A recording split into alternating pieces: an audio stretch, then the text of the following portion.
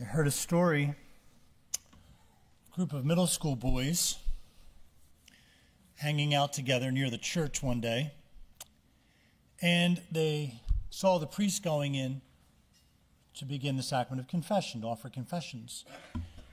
And the boys started challenging each other.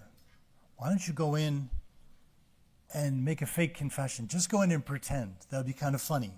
The priest will be there behind the screen. He won't see you. Just go in and pretend. Yeah, that'd be funny. You do it. No, I'm not going to do it. You do it. No, I'm not going to do it. You do it. Well, the one friend was Jewish. And he said, I'll do it. So he went in. Of course, he didn't know how to do it. Didn't know how to do a confession. So he's kind of fumbling his way along. The priest could tell this was a boy making things up. So he made up some sins.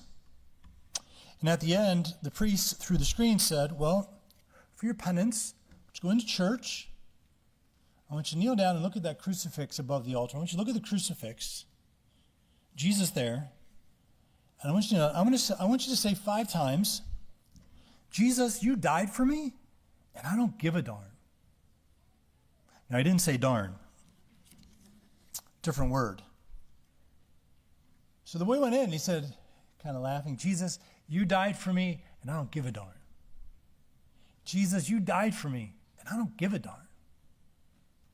And the third time, Jesus, you died for me. And he stumbled a little bit. And the fourth time, Jesus, and he began to cry.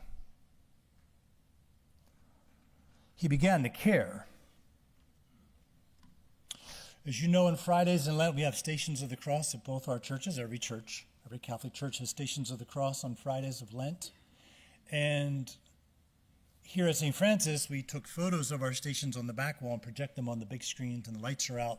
And you can see them. They're very vibrant and very kind of poignant, the images. And the other week, I was here in the back and led the stations. Then afterwards, as I was going out, I was talking to our parishioner who was running the slideshow.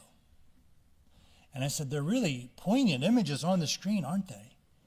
She said, yeah, I was crying for the first 3 stations. It just struck her. She cared about what was transpiring. So this Good Friday, let's try to give a darn. Let's try to care more. Of course we are. We're here. As we were pulling in here tonight, there's cars pulling into Grace Church tonight. They're trying to care too. They're having a Good Friday service. And at St. Louis earlier today, there was a Good Friday Passion service, right? Many of us are trying to care more, trying to move it from our head to our heart, to let our hearts be troubled by Good Friday. Let our hearts be saddened. Some people turn away from Christianity precisely because of Good Friday. They think it's too bloody. What kind of weird religion do you have? Of considering a man who's bleeding out on a cross. I read that a priest had a neighbor next to the church, and he was talking to the man, and the man said, you know, Good Friday means that God killed his son. I can never respect a man who killed his son. I can never worship a God who killed his son. That's an interesting perspective. Of course, God the Father didn't kill his son. We did. But he did permit it to happen. What is Good Friday? Is it real or is it just a story? In a sense, it's the realist of real things. Someone said, we often focus on smaller things as human beings.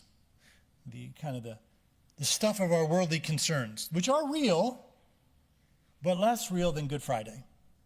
The real world of work, the world of shopping, the world of soccer practices, the world of deadlines to meet, of appointments to keep, of taxes to be paid, if we haven't filled it out yet, 10 more days, and children to be educated. These are real things, but Good Friday is more real.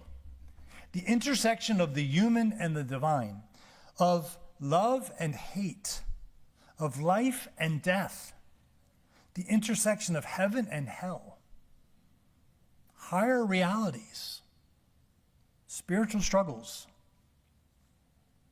What does it mean that God died on a cross? It's not obvious. We have to turn our minds to it a bit. And that's the way it is with Jesus. Often he does things that you don't expect, and then you try to figure out what it means. How can God die? He can't, but he did. So what does that mean? And why did he do it? So we ponder the meaning of Good Friday tonight. We take this time out to focus. We look to the scriptures. We read the dramatic gospel from St. John of the suffering, the death, and the burial of Jesus. Last Sunday, Palm Sunday, we read from St. Matthew's gospel of the Last Supper and the suffering and the death and the burial of Jesus. Well, I'm going to consider one aspect of it. There's so many different aspects. Matthew says that, or John that we just read says that he was there at the cross. One apostle was there, the beloved, John the beloved. Interestingly, so was his mom. It doesn't say it in John's gospel, but in Matthew's gospel that we read, it said that the sons of Zebedee was at the cross. John and his brother James were the sons of Zebedee. So interestingly, the other gospels don't say that John was there. Only John records the fact that he was there. Maybe the others were a little chagrined that they weren't there. But interestingly, John doesn't mention that his mom was there. Maybe he thought that would be showing favor to her or something. But Matthew does. It says, there were many women there looking on from a distance who had followed Jesus from Galilee, ministering to him. And among them were Mary Magdalene, and Mary the mother of James, and the mother of the sons of Zebedee. Mark says that her name was Salome. We believe that's the mother of the sons of Zebedee.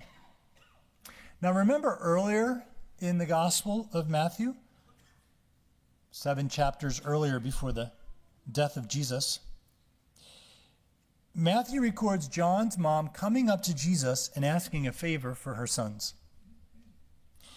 Matthew says, the mother of Zebedee, the mother of the sons of Zebedee, approached Jesus with her sons and did him homage, wishing to ask him for something. He said, what do you wish? And she answered him, command that these two sons of mine sit one at your right and the other at your left. Jesus said in reply, you do not know what you are asking.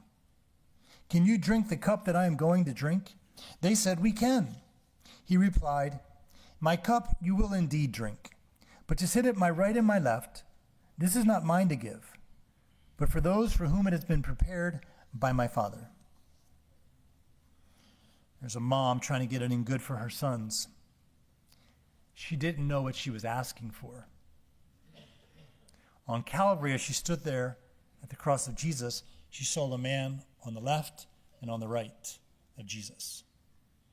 Two criminals executed. James and John were spared that day. But later, they had to carry other crosses. Ultimately, all of the apostles were martyred. James was actually the first martyred. So, in a sense, his mom got her wish. About 10 years after Jesus died, James was martyred by King Herod. He was beheaded in Jerusalem. Gruesome, but also, in a sense, a place of honor. He was the first to go. They tried to martyr John later by poisoning him, but he actually survived. And he died in exile on the island of Patmos after writing the book of Revelation. The Romans were very generous-hearted. If they tried to kill you and you came back, they wouldn't kill you a second time. It's very enlightened of them. That's really, a development in law. We won't kill you twice. All of the followers of Jesus have to carry some cross. Jesus said, pick up your cross. But ultimately, all humans, it doesn't matter if you're a Christian or not, we have crosses in life, disappointments and illnesses, hardships, betrayals, injustices. Everybody has some suffering, some cross. But for Christians, we learn 4 things from the cross of Jesus. It's good to look at a crucifix, ponder the crucifix. Catholics embrace this image. We have them in our church. I encourage you to have them in your home, maybe at your office, on your desk, in your car. I have one hanging from my rear view window in my mirror in the car, and often as I'm thinking about something or praying for something, I'll just reach up and touch it. If I'm at my desk working and there's something difficult to do or something that's a little bit boring to do, I'll look up at the cross, connect my work with that of Jesus. In your homes, with your hardships, with difficulties or hopes or worries, look at that cross. Ponder the crucifix. 4 things we can learn from pondering the crucifix. This strange thing, God dying on a cross. The creator of life dying. 1 thing, God loves me that much. God would do that for me. My creator would die for me, the creature. He'll do anything for our good. We have to participate. He's not going to force it on us, but he would die for you. It's good to be a Christian. That's the kind of God we believe in. First thing. Second, my sins hurt God that much. It was Pontius Pilate's sin. It was Caiaphas' sin. It was Judas' sin. It was the sin of a lot of people, literally, that executed him. But we know our own sins contribute, that he died to accept the punishment that we deserve when we die. But sin has consequence. It hurts people around us. You can pretend it doesn't. It does. But it also hurts God. So first, he loves me that much. But second, my sins hurt him that much. I have to ponder my sins and try to change my sinful habits. Work on them. Third thing, the crucifix reminds us, God can relate to my sufferings that much. God understands. God can relate. He knows what you're going through. It might not take away your problem, but it's good to have someone walking with you. When you're sick, it's good to have a friend visit. They don't make you better, but they lift your spirits. God is not indifferent. God cares and wants to help you. God loves me that much. My sins hurt God that much. God can relate to my sufferings that much. And fourth, finally, my sufferings, my difficulties, if offered as a prayer, can have an effect that much. Somehow, by dying on a cross, Jesus makes it possible for us to go to heaven. We don't really understand that ultimately, but somehow we deserve to be punished, and he accepted it. His suffering had effect. But he also taught that our sufferings can have effect. He said, pick up your cross and offer it as a prayer, and it can bless other people. Now, we can ask God to take away our cross. You're allowed to ask him to take away your cross. But in the meantime, say, God, but I offer it to you as a prayer, that somehow you can use it to bless other people who don't care enough. I'm trying to care, and somehow my disappointments and sufferings, if offered as a prayer, God, Jesus says, I'll use it in a mysterious way to convert other people. So my sufferings can have an effect that much. Wow. There's a lot of insight, of perspective that we gain on Good Friday.